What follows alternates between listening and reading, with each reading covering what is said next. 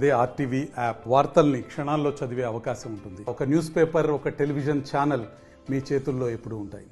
యాదగిరిగుట్ట లక్ష్మీ నరసింహస్వామి దర్శించుకోవడానికి భక్తులు పోటెత్తారని కూడా చెప్పుకోవచ్చు. వేసవికాలం ముగుస్తుండడం, ఆదివారం కావడంతో కూడా భక్తులు పెద్ద ఎత్తున స్వామివారిని దర్శించుకోవడానికి వస్తున్న పరిస్థితి కనపడుతుంది.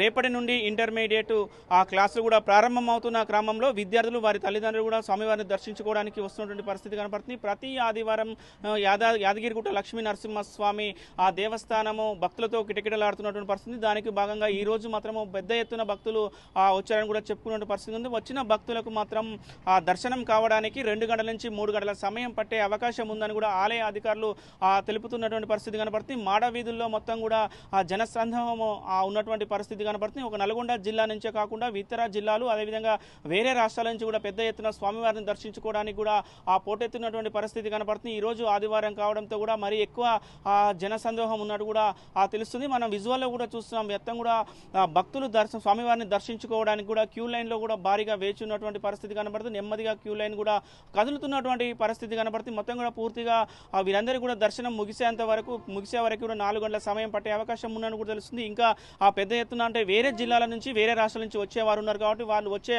అవకాశం ఉంటుంది. వారు కూడా మార్గ మధ్యంలో ఉన్నారు కాబట్టి ఇంకా మధ్యాహ్నం వరకు కూడా క్రౌడ్ ఇంకా భారీగా పెరిగే అవకాశాలు ఉన్నట్టు కూడా ఆలయ అధికారులు చెప్తున్న పరిస్థితి. వచ్చే భక్తులు కూడా ఎక్కడ ఎలాంటి ఇబ్బందులు జరగకుండా అన్ని ఏర్పాట్లు పూర్తి చేశామని కూడా చెప్తున్నారు. వేసవికాలం ఉన్న నేపథ్యంలో కూడా చల్వ పందిర్లు, త్రాగునీటి సమస్య లేకుండా కూడా అన్ని కూడా ఏర్పాట్లు చేశామని కూడా ఆలయ అధికారులు చెప్తున్నటువంటి పరిస్థితి కనపడుతుంది. ముఖ్యంగా కూడా ఈ మొత్తం జూన్ మొదటి వారం, 2వ వారంలో కూడా దీనికి సంబంధించిన స్కూల్స్ కూడా పునఃప్రారంభం అవుతున్న నేపథ్యం కూడా ముందుగా స్వామివారిని దర్శించుకోవాలన్న ఉద్దేశంతో కూడా పెద్ద ఎత్తున భక్తులు యాదగిరిగుట్ట లక్ష్మీనరసింహస్వామిని దర్శించుకోవడానికి కూడా పోటెత్తారన్న చెప్తున్న పరిస్థితి కనపడుతుంది. మొత్తం కూడా వీరందరికీ దర్శనం పూర్తయ్యే వరకు కూడా 4 గంటల సమయం పట్టే అవకాశం ఉందని కూడా అధికారులు చెప్తున్న పరిస్థితి కనపడుతుంది. ఇది మొత్తం యాదగిరిగుట్ట లక్ష్మీ నరసింహస్వామి దర్శనానికి పోటెత్తిన జనంపై ఉన్నటువంటి లేటెస్ట్ అప్డేట్స్.